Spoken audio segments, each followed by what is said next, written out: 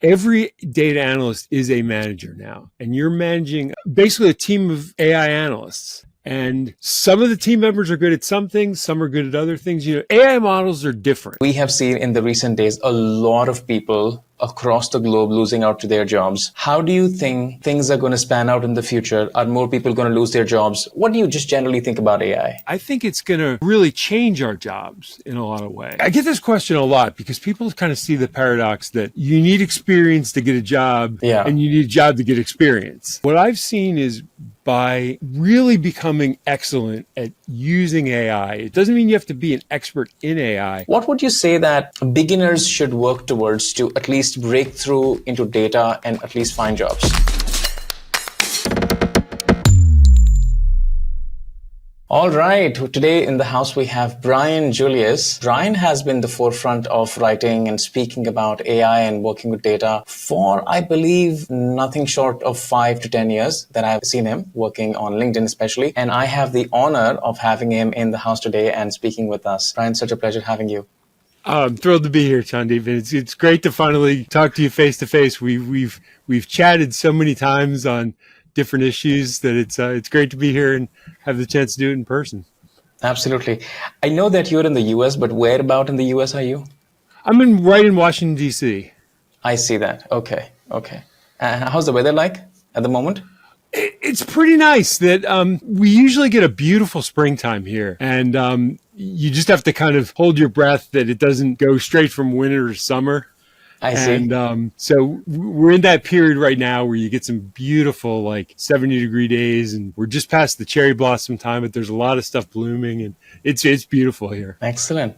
How hot does it get over there? Probably not as hot as it gets there, but we get into triple digits, in the summertime. Really? I mean, it can be like 105 here. Okay. So mentally, I'm not able to do the conversion because we mostly talk in Celsius. So we have today we had like 43 degrees Celsius here in Delhi, in Gurgaon, the place that I stay. And that's really, really hot. And I have to actually open up a calculator to let you know that how much is that. So what is 43 in Fahrenheit? Well, it's funny because Celsius means nothing to That's me. 109. That's 109. Yeah. Wow. It rarely gets that hot here. Yeah. So that's one of the usual days in summers in India, especially the place that I live. That's a usual. It goes up to 45, 47, 50 as well. 50 is 122. So now I know you're like a runner and you're really physically active. How do you work out in that kind of heat? So it's been such a long time that I have had a long run. It's very recently that I've switched back to running. So I go late evenings, like when the sun sets and the temperatures are cooler, and I go to a very dense park. So because of a lot of trees around there, the temperatures are slightly better to run over there. But it's still scorching heat and it's humid and it's bad. But yeah, it is what it is. Awesome. Okay, Brian. So let's address the elephant in the house, which is AI. A lot of people are shit scared of it. And we have seen in the recent days a lot of people across the globe losing out to their jobs. How do you think things are going to span out in the future? Are more people going to lose their jobs? What do you just generally think about AI? So it's a complicated question. I think sometimes we're too quick to blame AI for changes we're seeing in the economy. So I think, one of the things that you have to look at is during COVID, there was this huge ramp up in hiring, particularly in our industry. Absolutely. And so some of the layoffs and some of the adjustments you're seeing, I think are kind of a return to the more normal levels of hiring. And so, I'm not saying that AI isn't having an effect, but I think sometimes attributing the entire effect to AI is an overstatement. And I think the other thing with AI is jobs are complicated for the most part. I mean, there's some job, if your job is something that's easily automated, then yes, you're probably going to be heavily affected by AI. But I think for most of us in the data field, our jobs are kind of a combination of things that can be well automated, like coding and, some of the data cleaning can be well automated. But there's a lot of stuff we do that is interacting with stakeholders, communication, requirements gathering, that really is the type of task that AI does not yet do well. Sure. And so what I see is I think it's going to really change our jobs in a lot of ways. But I don't actually see a lot of job loss in data analyst, data science jobs, at least in the near term. Sure. But I do think it's going to really restructure what we do. Sure. I'm going to give you a hypothetical scenario just to kind of deep dive on what we have spoken about at the moment. Think about two analysts. What would you say analyst one does over the second analyst better that he becomes indispensable, which is combination of AI, communication, first principle thinking, stakeholder management? How do you see his work beyond the technical toolkits that one uses that makes him indispensable? Like break it down into more granular pieces of work, like literally what is the work going to look like for that person? Okay, so that is a phenomenal question, and give me an hour and I will give you a thorough answer to that. I think there's a bunch of things. The first thing I would really point to kind of in the difference between those two in terms of one being indispensable and one being not is really not at all related to AI. And it's a problem I see a lot in a lot of the stuff that people post online, which is it's simply descriptive. And that the thing I like to point to is what I call the analytic mindset and developing that mindset, which is not just kind of what happened, but why did it happen? What does it mean? What caused it? What do we do from that? How can we anticipate that in future circumstances? And I think, kind of getting in and asking, you've probably seen that, 5 whys structure. Absolutely. Where, every question you ask, okay, why is that? Why did that happen? Why is that important? And a lot of what I see is just that first level descriptive, which is, okay, this is what happened in the past. And what I'm not seeing a lot of is, kind of incorporating that with that analytic mindset and particularly with basic statistical work, because a lot of what you see is, okay, here are two things that are different, year to year, these two sales or these two products are different. And the question becomes, is that different because they're really different, or is it different because that just happens to be the data set you analyzed? And if you pulled a different sample, you would be likely to see no effect or even the reverse effect in some cases. And so,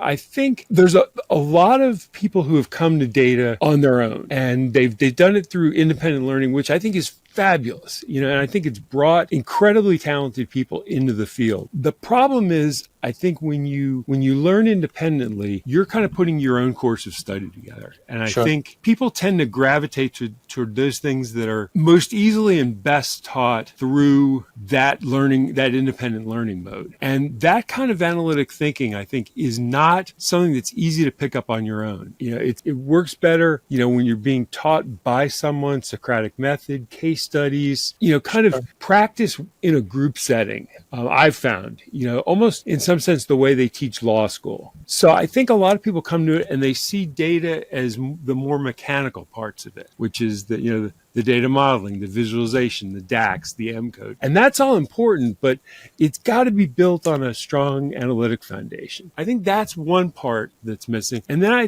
think, or at least differentiating between the two, I would say, the analyst that has that immediately becomes largely indispensable, because what they're looking at, the findings and recommendations they're coming up with, I think are going to be much more impactful to the business. Sure. So it's on kind of the front end. On the back end, I think AI is a huge part of that. Because while I think AI is not, the kind of cliche is that AI is not going to take your job, but someone who knows how to use it well will.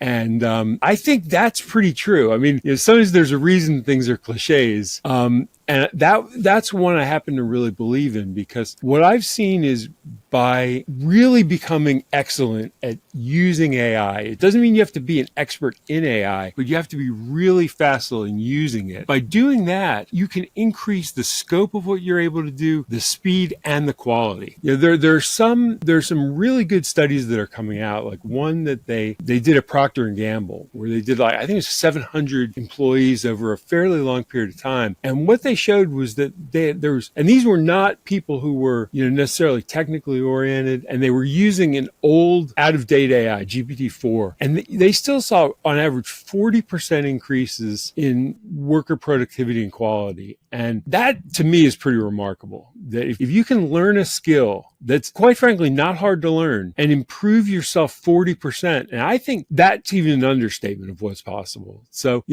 to me, it's like kind of building on that front end in the analytics, and then on the back end in terms of the AI. I think the analyst that does that, I think is going to find their value dramatically increasing. Absolutely. I have another question for you, and I literally don't have a way to answer that. Now, think about a person within the company has a job, and he takes all the suggestions that the experts are saying and moves towards the AI. And he has that analytical bent of mind. And because that your productivity is going to be doubled or tripled or quadrupled, you would be able to do a lot more work as compared to other folks around. What would you say a fresher who's trying to get into the data industry? Because how is he going to break in if he has no exposure to the 5 whys or thinking analytically, because he lacks the context of the business in which the business works? So we can, as instructors, come up with mock case studies and all of these things that mimic the world, the business scenarios, but it's a real world is actually a real world. And it's no way that you can actually mimic a real world in a scenario like this. So what would you say that beginners should work towards to at least break through into data and at least find jobs? I get this question a lot because people kind of see the paradox that you need experience to get a job, and you need a job to get experience. And it's becoming harder. It is. And there's no doubt that for whatever the reasons, the job market, particularly for entry-level people, is very difficult. I think part of it is the economic uncertainty. Part of it may be AI. There's just a lot of different reasons. But I think that the big thing is, I think people look too narrowly at experience, that they look strictly at kind of formal job experience. And the way I look at it is, if you have, let's say you have a friend in business, or you have somebody who's trying to start something up, or you have a family member who is in business or kind of has a side hustle on their own, you can work with them in a kind of formal professional context and analyze their business and provide recommendations. And you can absolutely use that experience. I had a friend who runs a very successful consulting business, and she got a data set that was a contact data set, and it was a mess. I mean, it was dirty data up, down, and sideways. And she's like, I don't know how to make use of this. And so she happened to mention it to me. I said, I'm really good at data cleaning. And so let me take a look at it. And I just spent a weekend kind of cleaning that data for her and building a data dictionary and restructuring it. And, she paid me in sandwiches, It was like, she said, can I pay you for this? I'm like, no, we're friends. I'm happy to do it. And she said, let me take you out to lunch. And so if I were marketing that as experience, I would say I work directly with the CEO of a successful consulting firm to that's great advice. Clean their data and provide them, access to a whole range of clients they would not have had access to previously. And that's completely true. I mean, no one needs to know that she paid me in sandwiches. And I think there's tons of opportunity for that. There's a charity I love, which is, I'm really all about kind of animals and, kind of animal rescue. And so there's a huge place called Best Friends. It's out in Utah, and their whole thing is trying to make shelters non-kill by 2025, all shelters across the country. And they actually have an amazing data team. They've got data scientists, data analysts, visualization specialists, and they have really taken a data-driven approach. And, I look at something like that and I think, man, if I had time, I would volunteer, days for that. And there are a lot of, charities and nonprofits that would welcome, a fresher, with good data skills and eager to learn and, to do that volunteer work and then, prove yourself in that context, get a recommendation. I mean, to me, it's like that is so much more valuable than, kind of doing these canned portfolio projects, really get in and get that experience. And so if you're going to be spending, the time to do something like a portfolio, I'm not saying you shouldn't do a portfolio too, but I would say, find a place that's in a field you really care about. Sure. And volunteer, take the time you would spend learning and building yourself and apply your skills in something that'll help somebody. And they'll be thrilled to have you. And you'll come out with really marketable experience. Unfortunately, I believe that the experience that people want to put on the CV is the easy one, which is where they've taken a sample data, maybe a Contoso, where they've just put together some dashboard. And by dashboard, I mean to say filling up the space of the canvas somehow. Yep. So they would just fill up the space with and they would believe that I now have the experience of building a sales dashboard and another data set with HR and an HR dashboard. Now hire me, which I think is a terrible way of presenting yourself. And I also somehow feel that the sheer skill of putting together a portfolio is also so much valuable that can you adequately describe the problem that you solved for somebody? Can you talk about the impact that your project had on the project? Or are you just throwing visuals for people to take a look at that have no context for the recruiter actually? Yeah, I see so many dashboards, on LinkedIn that are beautiful and, they're technically excellent, from a construction standpoint. But I look at them and I say, what question is this answering? Like, I can't tell. And if I can't tell, I've been doing this for 35 years. And if I can't look at your dashboard and say, okay, what question is it answering? It's pretty certain that, people in your stakeholder group who know less about data most likely than I do, they're not going to be able to figure it out either. And, that I think you're right. I think that kind of mechanical visual focus that it kind of, if it looks good, it's a good dashboard, is not true. Some of the simplest dashboards I've seen are the most effective, Absolutely. because it's got, here's the question that is being asked. Here's the key findings. Here's what the recommendations are, and here's what we do in the future. I think just being able to cut through the noise and get to the right question to extract from the data is a skill worth having in these times when everybody's making noise about AI. But Brian, one question I want to ask that if you were to interview someone or test somebody on their skills of Power BI, where would you start? What were the key questions would you ask them? What I would ask, and this is what we used to do. That I spent 25 years as a hiring manager. And so I've hired data people in, financial analysts, data analysts, data scientists, economists, you name it. Wow. And the most effective way we had to interview, we never did technical interviews because I feel like anything that's technical, that's kind of turning a wrench, any smart person can learn. And so I think talking about individual tools in an interview is kind of pointless because tools change. Sure. And, if you want somebody who's just going to turn the wrench on Power BI, you can find that. And, what I would say is, that you can find just online. You don't really need to interview people. You can tell who's good at that. But what we used to do for, really well-rounded analysts, it was a 20-minute exercise. And it required no real prep ahead of time. And what we would say is, you're going to come into the interview and for 20 minutes, you're just going to present on an analysis you've done. And it can be related to what we do. It can be totally unrelated. And in some sense, the more unrelated is the better. And we're going to have a group of staff and managers in that presentation. And they're just going to ask you questions about what you've done. And so you have 20 minutes to explain your analysis to a group of people who may know nothing about it. Go. And anyone who can crush that task, who can come in and say, okay, here's the problem I faced. Here's the data I had. I looked at this data. I determined it was insufficient in these ways. I went out, collected more data. I analyzed it in this way. Here are the results I found. And then be able to answer questions, in a thoughtful, kind of quick-witted manner. That's the job. We never made a bad hire on that test. Wow. I'm curious, what was the success rate on that interview?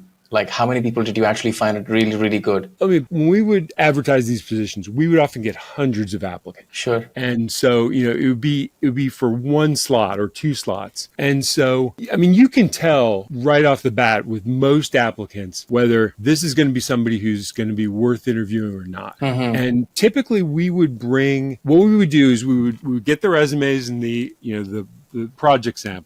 We have a panel go through those, and then we probably do about 8 to 10 phone interviews, like an hour long, just kind of getting a sense of how much they know, what their experience is, how well they communicate. And then we would fly probably 2 or 3 in for the final presentation. And sure.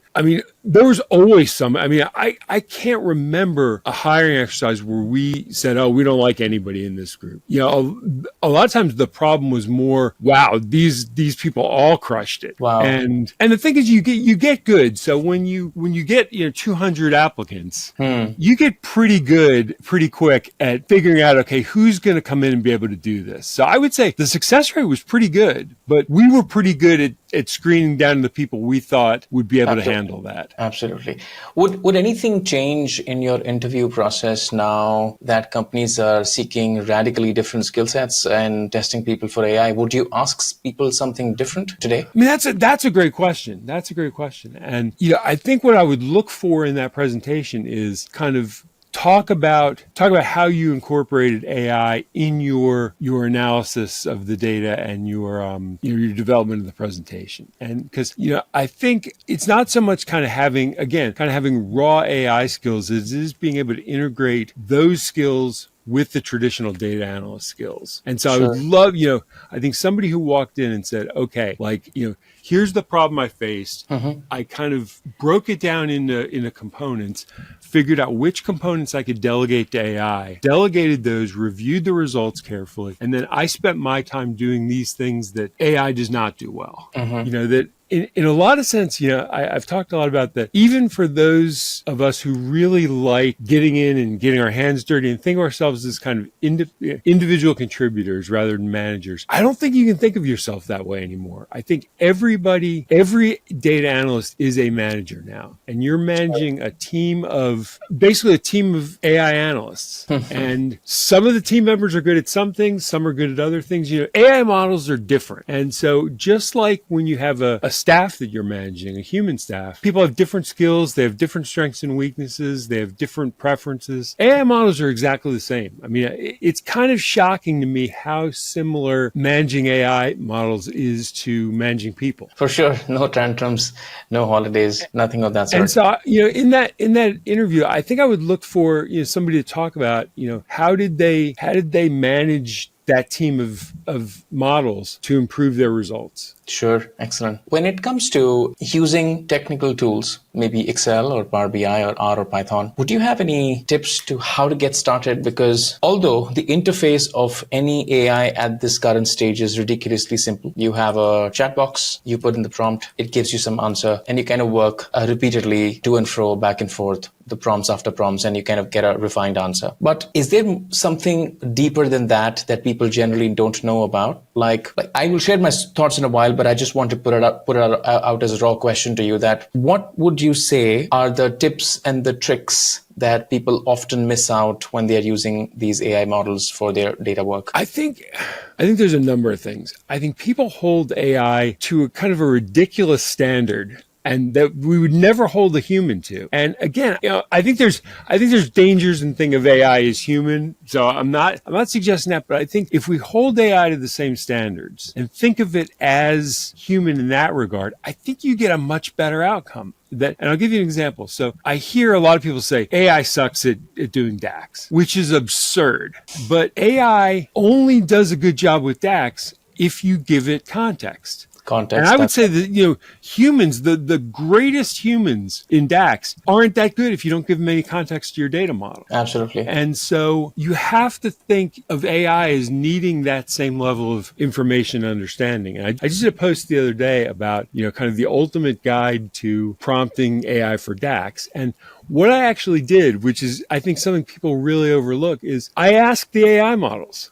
I said, I am a Power BI developer. I have very complex DAX problems. Tell me the best ways to provide my information to you such that you can formulate complex responses accurately to DAX problems. And so what I did is basically, I sat 5 models down at the same time. And there's an interface called Open Router that gives you access to 480 models at the same time. And I picked the 5 heavyweight, kind of the heavyweight champions that I rely on. And I gave them the exact same prompt at exactly the same time. And I said, okay, give me detailed instructions for how to prompt you for these kinds of problems. And they gave incredible answers. I mean, super detailed, and actually some things that were quite different than what I was doing. And perhaps maybe talk about the problem that you were throwing at the AI model. That's one. And what did the AI suggest, that how would the AI model like to be prompted? Could you maybe give light on those two things as well? Yeah. I mean, if you want, I can actually,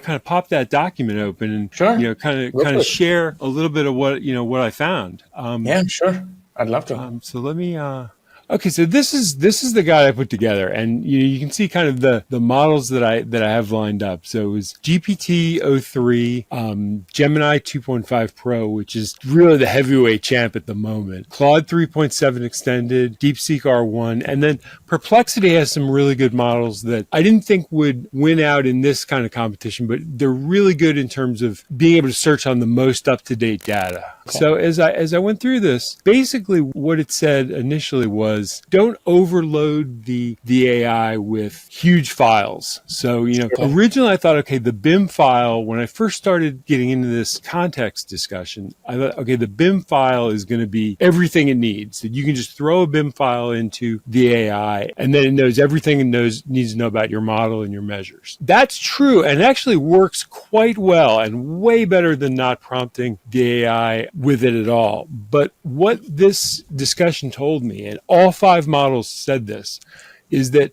Brian, I'm so sorry. Sorry to cut you short here. Just for anybody who doesn't know what a BIM file is in the context of Power BI, do you want to maybe just spend 1 minute on it? Yeah, sure. So a BIM file is basically a file you can export from a Power BI document. And I would say it's kind of the oldest way to do that. And it's done most often through Tabular Editor. You can do it. The free version does a beautiful job of it. Right. That you just say, you open your Power BI file, you go to external tools, you open Tabular Editor, and you just do file save. And it'll give you an option. It'll say model.bim. Right. And you export that file, and it's just a JSON text file. Right. And when you open it up, that's got everything about your model, your measures, your relationships. People often think that BIM file contains the data as well, where it doesn't contain the data. It's just the model information. It's just the model information, right? And so, in some sense, it's fantastic from a security standpoint because you're not sharing any data. Now, some people are concerned about sharing their measures.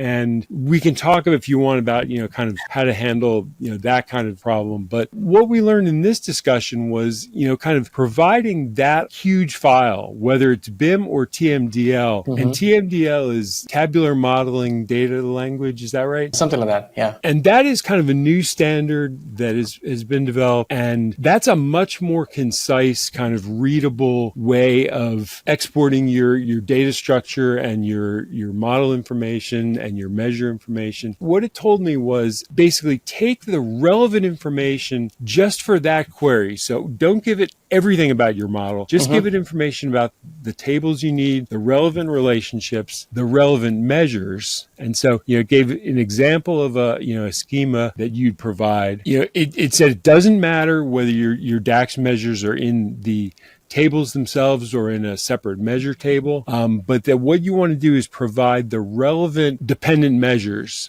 in your query. You want to talk about the goal of what you're trying to solve, what you tried, why it didn't, potentially if you know why it didn't work. And then some sample data is optional, and what it says is just give a very brief kind of representative data set. Got it. And then, markdown formatting, headings and bullet points. And the thing most people fail to realize is the AI can help you not just answer the questions, but formulate the questions themselves. Mm-hmm. And so you can actually use those guidelines. You can send AI those guidelines and say, okay, question me in an interactive way about what you need to know. Sure. And then you can have a conversation, provide that information and say, okay, from what I provided you, build me the best prompt you can build me for questioning AI about this particular problem. As you can see, it's an investment in time in the sense that it's not just a quick and dirty, give me this measure. Sure. It's a conversation. It's a process. And so, I think when, getting back to your question about, kind of how to most effectively work with AI, it goes back to treat it like a person, which is have a conversation,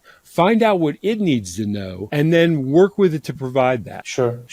Could you maybe also throw light upon the kind of questions that you posed the AI model and it shattered it? There's a really fun demo on Greg Deckler's. I think I've seen it, but I still... where he basically had an inventory question, and it was a super complex model, really difficult DAX. He said it was the most difficult DAX problem that he ever worked on. He said it took him an entire weekend to figure it out. And we prompted the AI and we gave it information about the model and what we were trying to do, what we'd done in the past. We hit run run, and 41 seconds later, it had a perfectly formulated DAX answer. Wow. Yeah, and this is one of those knowledgeable guys about DAX on the planet saying, this is my hardest problem, and AI cracked it in 41 seconds. Wow. Though I'm actually pulling threads from your conversation right here, Brian. So forgive me if I'm just like posing question after question.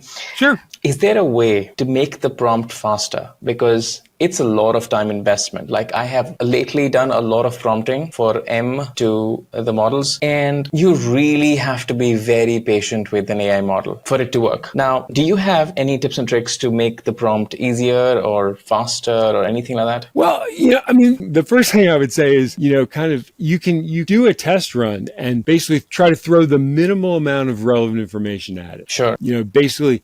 Try feeding it your BIM file and your question and the code that isn't working, and say, there are oftentimes I'll just say, fix this code. Mm-hmm. And an amazing amount of time that works. It sometimes doesn't. And M code is a really interesting one because AI until very recently has been terrible at M coding. And I think the reason is that there isn't a really great swath of public repositories for really top-notch M code. And, if you look at DAX or Python or R, there are just terabytes of stuff you can download online, of code repositories. M doesn't have that until recently. And so the models have not been very well trained on M. And I've done a lot of posts where I've kind of showed even relatively simple, what I consider like 2 out of 4 star M problems.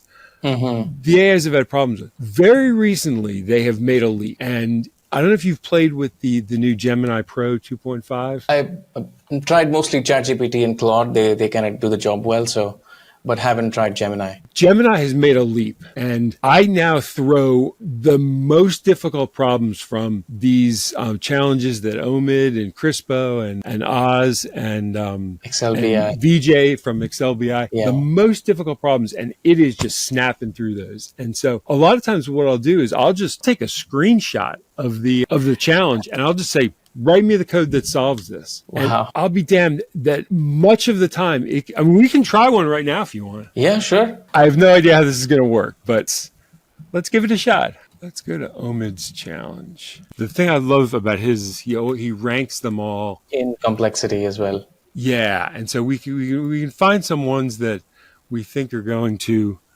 give it a challenge. And this is, just as a side note, for the folks who are watching who are, M code, either fans or, wanting to learn M code, I think you would agree that kind of practice is the most important thing you can do. There are just some amazing resources for practice. So let's look for a tough one. Okay, this is an interesting one. Mm-hmm. Here's a 4-star on removing characters.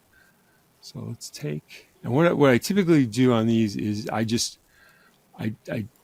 the data, and then I just I screenshot the whole post. Let's jump into Google, because I have really become a big fan of this model. Okay, so write me the Power BI M code that solves the attached challenge. Okay, let's see what it does. Okay, so there's the final code, and we can copy it, and let's just see. Let's see if it works.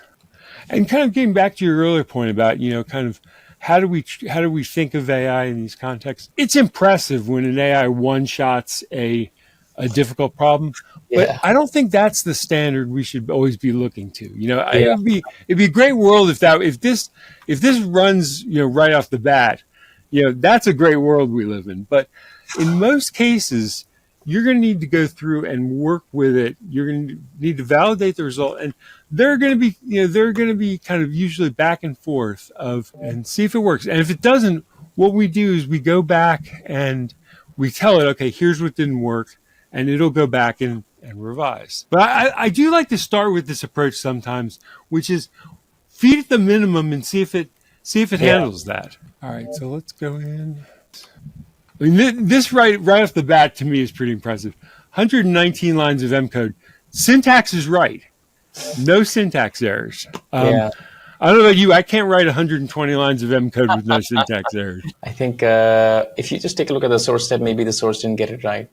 Could be that. Yeah, it's got the source. It's got the source. That's a function. That's another function. That's another function. That's where something Okay, happened. let's just take a screenshot of this. Okay, so in the recursive solve step, and the one thing you can see is its knowledge of M code is pretty impressive. I mean, Yeah. this is not just pattern recognition. I mean, it understands what these functions are and how they work, and you can actually learn a lot from just going through the thought process, because it's like having the thought process of a very knowledgeable expert. And so I actually learn a lot just by kind of how it works through some of these challenges. Okay, we happen to pick a really complex one, and so That's that's fine.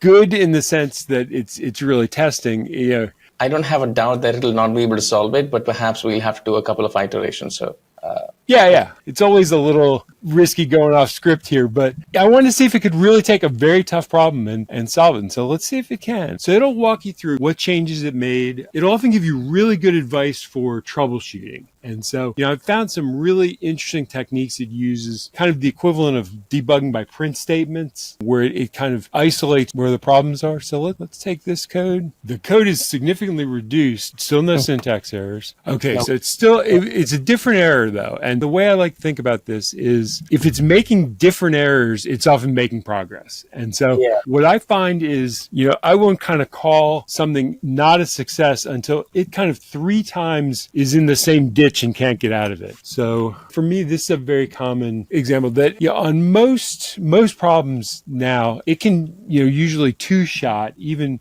pretty sophisticated ones. This one happens to be that I think we picked, Omid scores these right, and 4 stars are often very difficult problems that I think a very small percentage of users could solve on their own. And so let's just give it one more chance. If not, we'll call time of death. This is kind of AI in the real world. yeah, that's right. That's right. Okay, and what I like to do I don't like when it gives me this, like, kind of replace this particular snippet. So I always like to say, provide me the full code, because I think you can get crosswise with AI when you start pulling different pieces out. And so in my custom instructions for AI, I always have it provide me the full code. I haven't yet done a custom instruction set for Gemini, and I think that's a really important point too. When you say kind of how can you shortcut the process, you can train it of exactly how you want it to respond to you. Sure. And so the type of commenting you like, the level of explanation. And that's a technique I use to really speed up the process. Sorry, this is a failed experiment. But Omid must be feeling very happy about it. Yeah, I think it actually proves the point that AI in the real world is not as perfect as people think it to be. So there is still a lot of work to be done. It needs human intervention. It needs the human to guide AI into the right direction in terms of logic and thinking and things like that. Hey, why don't you solve the first part? Why don't you solve the second part? Like breaking down the problem into smaller parts and then trying to attack the answer. What I was attempting to do was to say, okay, here's the minimum way of, you said kind of how do we speed this up? And the minimum way is just to screenshot it and say, give me the answer. Right. And that works a lot of the time. In this case, I think what you need to do is go back and say, okay, what did you try? Where did it fail? Provide it your code attempt and kind of brief it in the way that we talked about prior. Sure. So, but a lot of times what I do is before that is I say, let's see if the shortcut way works. One question that I'm particularly interested in myself is that how do you know so many people and how do you connect with them? What's your approach to reaching out to people, connecting with them? And I have been terrible at that. So if I want to improve at the skill of connecting with more people, meaningful relationships, not really like leaving out just comments for the sake of leaving comments on LinkedIn and in personal life, guide me through it, coach me through it. The most important thing is commenting on other people's content in a smart way. And it doesn't mean you have to be an expert, but even just asking good questions. Say, Sure. Here's an aspect of what you talked about I don't fully understand, or here's some follow-up questions I have about what you posted. And the thing I have found is people are just remarkably generous online. I stay off of Twitter, and my interactions are almost entirely on LinkedIn. Sure. And the data community on LinkedIn is 99.99% the most welcoming, generous, kind of giving community. There are a lot of people who spend a lot of time just posting expert content, answering questions, interacting. I think you really have to curate your feed tightly, and you have to really look at, okay, who are the people who are providing information, insight that's really relevant to what you're interested in. Sure. And get to know them. Basically, get in, read their content, start asking questions, start commenting in a meaningful way. And, not just, oh, this is interesting, or thanks for sharing, but really get in and talk with them. And the amazing thing is the people I have met doing that. And I was originally pretty intimidated to do it.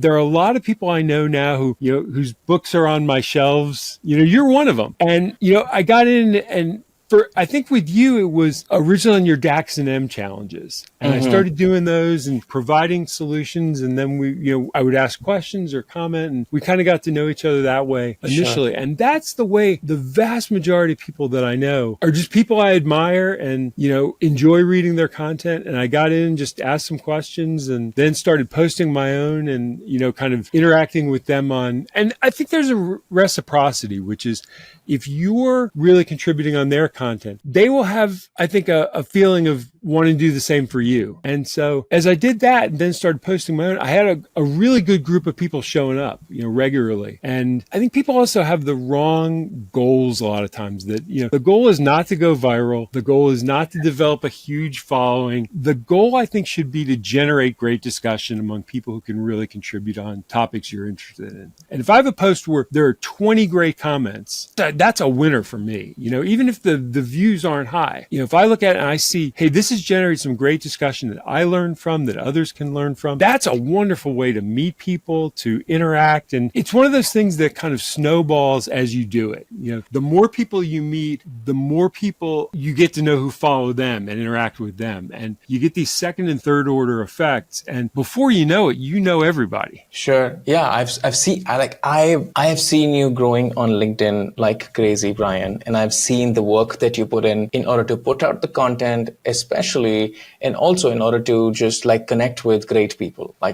Through your comments and likes that you leave on other people's comments, I get to at least get to know of a lot of people. That is great. But a lot of times people have wrong expectations in terms of what do they want to have from the person. So I'll give you my example. I get a lot of LinkedIn requests and I am just cautious of not accepting most of them, just a handful of people that I have personally met, interacted, exchanged emails with, and those are the kind of people that I accept. And most of the LinkedIn requests I deny it because I don't really want LinkedIn to be piling up connections after connections and then, my feed is like a junkyard. So, and most often, it's not just the feed, it's also people find an opportunity to message me about their own stuff that they're struggling with. It could be a Power BI problem, an M problem, or a DAX problem, or something. Get me a job, get me a recommendation, or something or the other. How do you deal with such stuff? I'm sure you just can't say that it doesn't happen to you. It happens every day. I wake up, my DM box is just full. And it's a hard thing to know how to handle because, when I first started, 4 years ago, I didn't even have a LinkedIn account. And I started doing it. And the first post I did got 120 views and 3 people liked them. And so back then it was easy to handle this because the flow was just so small. But as you say, as you kind of get to know people and you get known, everybody wants some. And sure. There's just basically, if I responded to every DM that I got, I would never post any content. And so I kind of look at it from the standpoint of what's the best use of my time that will help the most people. And in most cases, what that is, spending time posting content. And so when people send, requests, I read them all, but the only ones that I typically work on are either if they come from friends, and this is where, kind of building those friendships pays off, in that regard. But also if you send something that I think has really broad applicability and I say, hey, this is a good question I bet a lot of people have, I will often build my content, post for that night around that topic. And so, I think what I would tell people is, if you're sending to somebody who's, got a big following, they're not going to have time to answer your individual, in a sense, you're asking for free consult and they don't have time to do that. We've all got jobs, but if you ask someone that has broad applicability and is a really interesting question, I'll probably make a post about it. So that's the way I try to handle it. Recommendations, if it's somebody I've worked closely with, or I really have a long-term relationship online with, I'll do that. But I feel like the value for any of us in providing recommendations reputation is that people know, hey, when we say this person's good, we know they're good. And so it's something I don't do often, and only for the people who I can really say with certainty, if you hire them, I know they're going to be great. Sure. I'm curious to know, Brian, what's your success rate like? So let's just say that you wanted to connect with a content creator, brilliant one, and you end up posting a meaningful comment on one post, 2 posts, 3 posts, but probably you're not getting a reply. You're not being seen, you're not getting a reply. How long would you try before you just say, okay, fine, I'm going to move on or something? Well, I mean, the thing is that I think connection requests aren't really that important, because if you think about it, you can follow that person, and unless they block you, that you can follow them, and that's as good as being connected in a lot of ways. And so you can follow, and then you can use the bell in their profile to inform you whenever they post. And so connection is really somebody that you want to develop a personal relationship with, be it, somebody, for me, it's just people I really admire and, kind of want to get to know them, individually. But it can also be, somebody who works at a place that you would like to work at someday, or, is doing something that you are interested in doing. And I would say that's a long-term thing. It's like, again, why do we have different expectations online than we would in person? Yeah. Okay. And so you wouldn't meet somebody and the first thing you do is say, hey, can you get me a job? And so I think it's kind of squaring expectations. And also, that I follow people who have like 200,000 followers, and they're not going to respond to me. And that's fine. I get a lot just from reading their content and reading the comments. And so, kind of how long is too long? It depends on what you're looking for. Sure. It just boils down to being authentic, just as the way that you are in real life, as your internet persona is.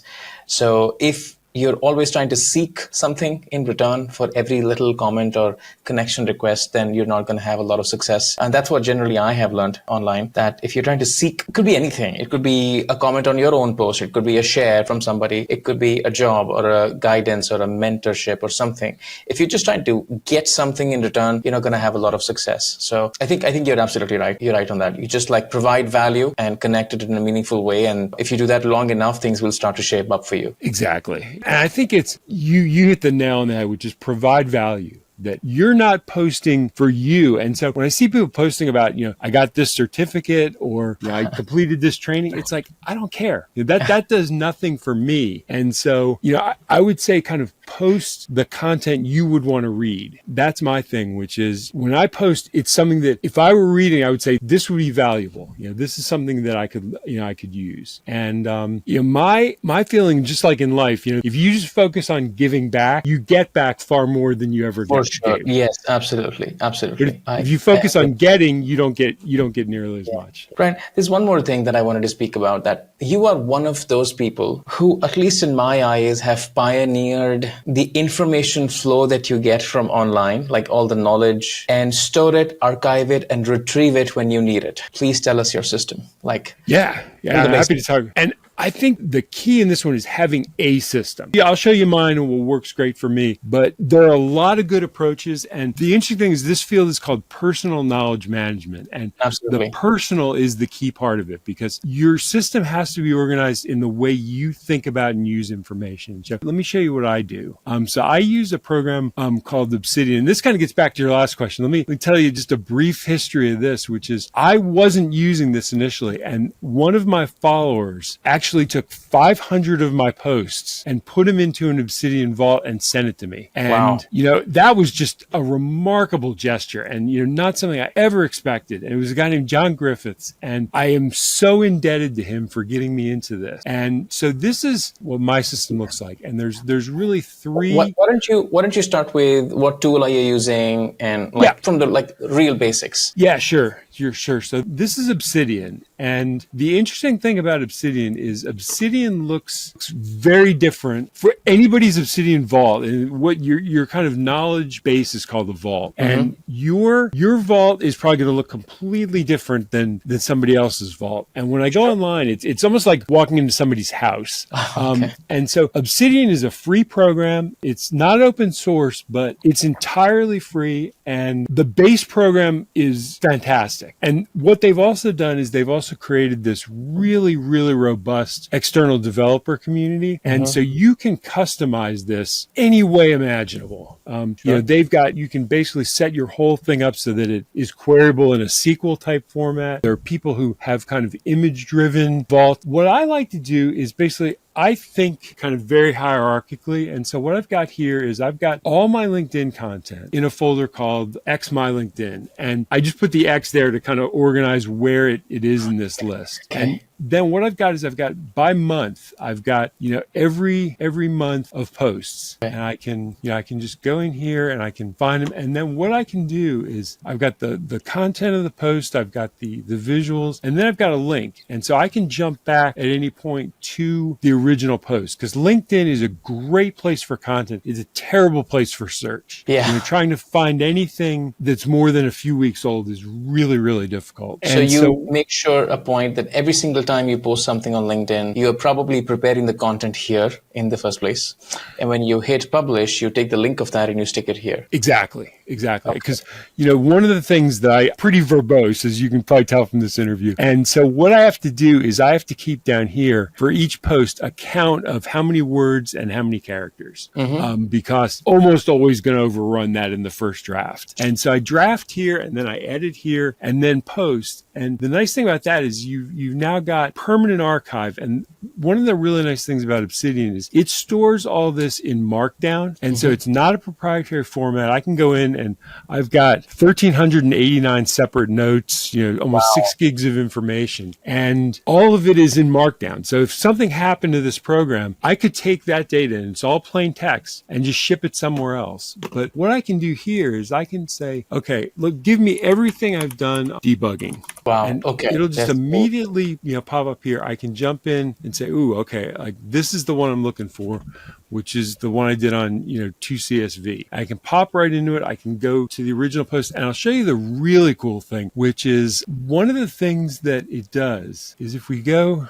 here, this right side is a plugin and it's a plugin called Smart Connections. And it's also free, which is amazing. But what it does is it runs everything in my vault through the AI model of my choice. I think I use Claude for this. And what it does is it takes every post I've ever done and ranks it against every other post for similarity. And so what I can do is I can say, okay, here's a post that I searched for. What are all the other posts that are similar to that? Wow. And so, I can then click on this one and say, okay, here's one I did that's similar. And then it'll take that post and say, okay, here are all the ones that are similar to that. And so, I can kind of click through and I can find all my content based on similarity, which I think is remarkable. And this is also a great way to say, okay, like, let me do like MCP. Now, what I've got is a way to kind of step through and explore that topic further. So I've got things I capture. This is another thing I'll show you that is really fascinating, which is that you need a way not only to organize your own information. I read so much online and you have to have a way to capture what you're reading and be able to store and search that easily. Because I think for most of us, if we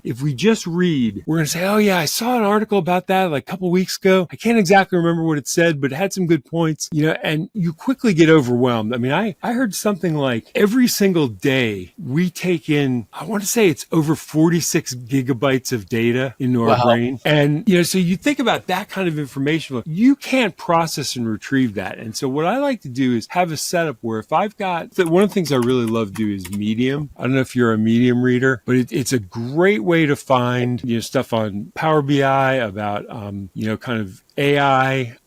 This is one about extracting data from PDFs. And if I like this, what I can do is just hit the Obsidian web clipper and it just takes all this information and I say add to vault. Boom. That information is now in my vault with full formatting, images, links. If it's got code snippets in here, it's all there now. This is now something I can totally search. And if I go up here, let's search on PDF.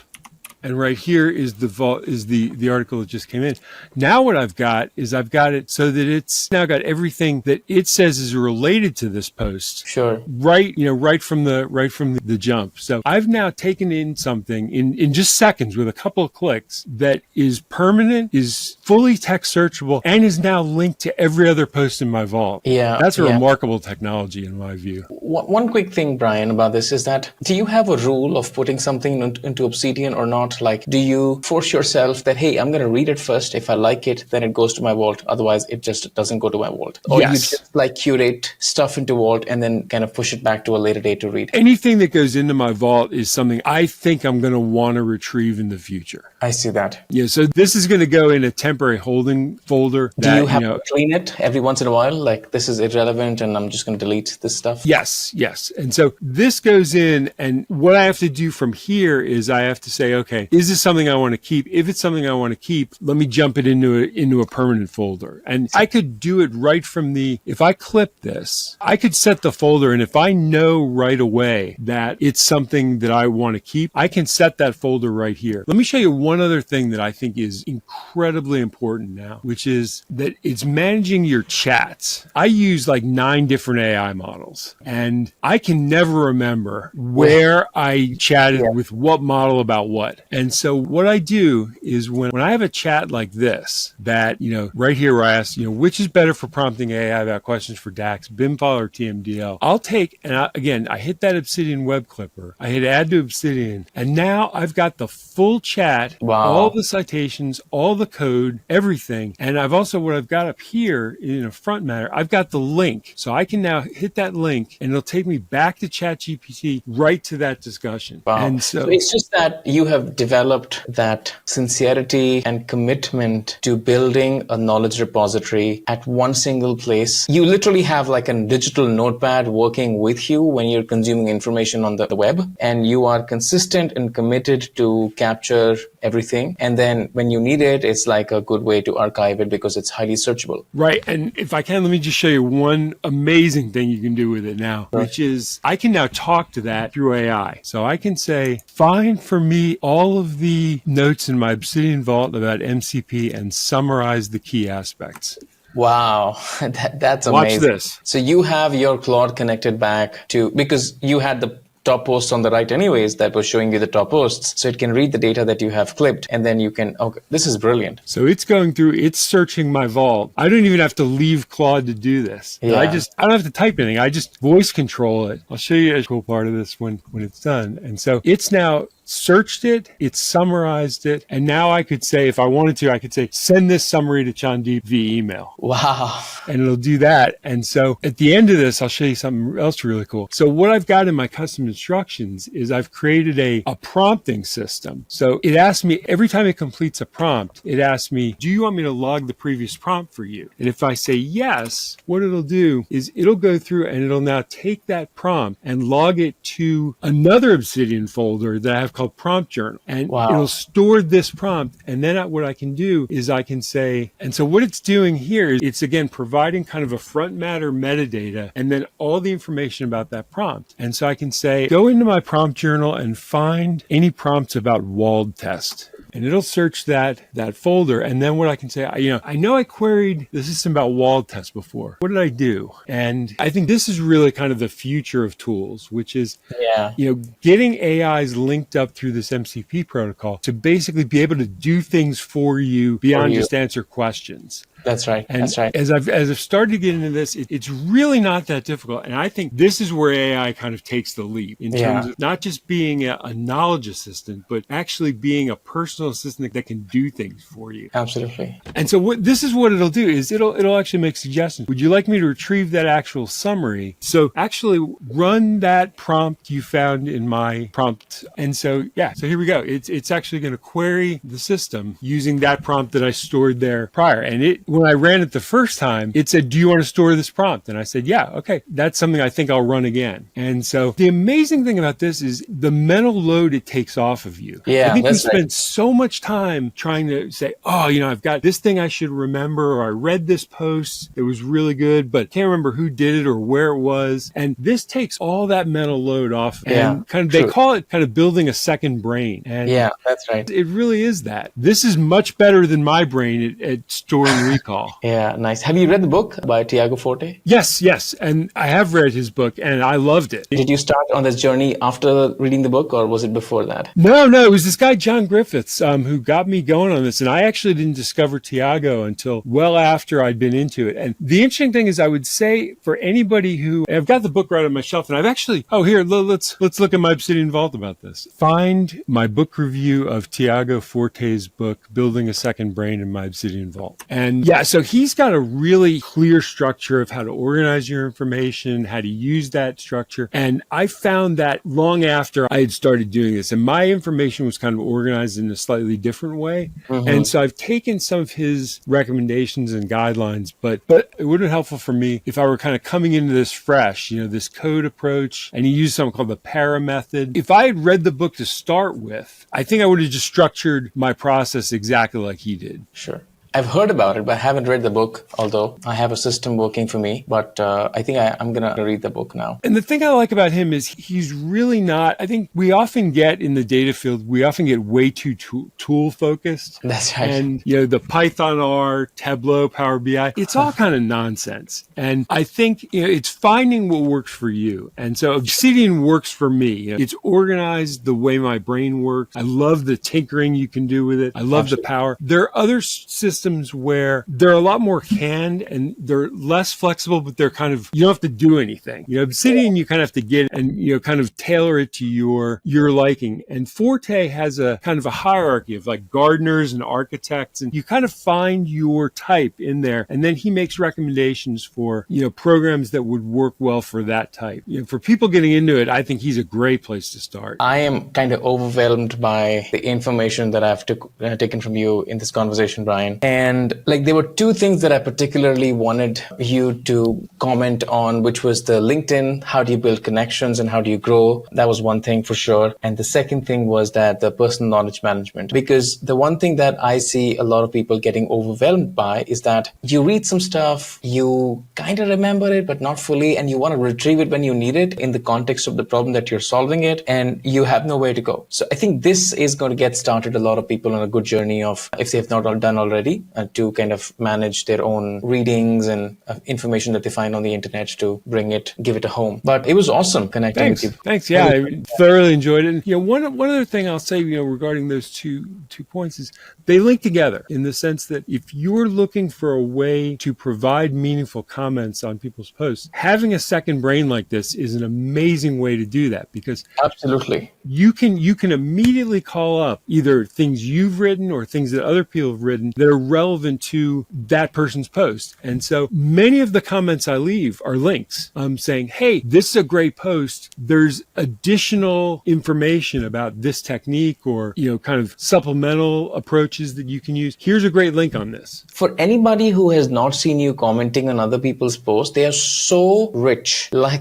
You are literally going to provide context and blog post and LinkedIn comments. And yesterday you read something about somebody else's post, and you're not just giving value in terms of what you think about it and opinions of yours and other people's, but you're also bringing in other people that can connect with the person. So you are having this community built up in a short comment of yours. That is incredible. And that's the reason why I believe you've been able to pull off such successful feats on LinkedIn and connect with such people. So I truly believe that what you're doing is amazing, Brian. Thank you. Yeah, I love it. It all comes down to, it's just something I really enjoy. And, one of the things I love is I love shouting out great work that other people do. It's kind of like, finding a great restaurant nobody knows about, and say, hey, check this place out. It may not look like much now, but it's awesome. And, kind of finding those new creators and, programs people haven't discovered yet. I did one the other night about, a video generator I found that is incredible for people who just want to create simple AI videos based on a single photo on their laptops. And I shout them out. And the interesting thing is I don't do any sponsorships. I don't want want any conflict of interest. But the interesting thing is I've had companies come to me afterward and say, hey, really appreciated your shout out. And we've got some other stuff coming out that you might be interested in. So take a look at this. And if it's valuable, post about it. And I'm like, will do,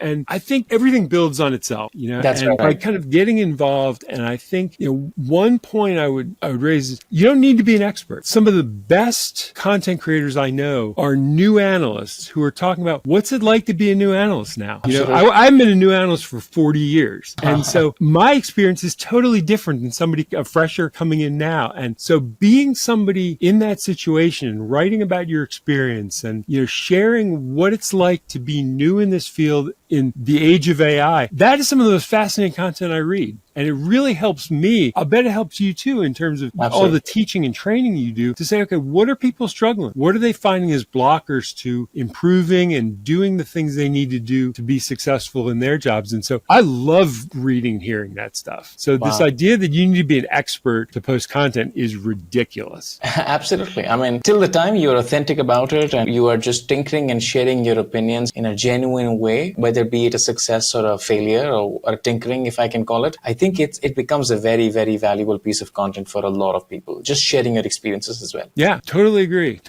I love when I see people do it. And as you say, if it's authentic, I want to read it. Absolutely. It was such a pleasure having you, Brian. And I would love to do it again because I have not chewed enough of your brain as I wanted to, but we're kind of running out on time. But I definitely would want to have you again. So thank you for this opportunity. I would love that. Yes. I really enjoyed it. Time went by very, very quickly. And your pleasure to talk with you. Thanks a lot, Brian.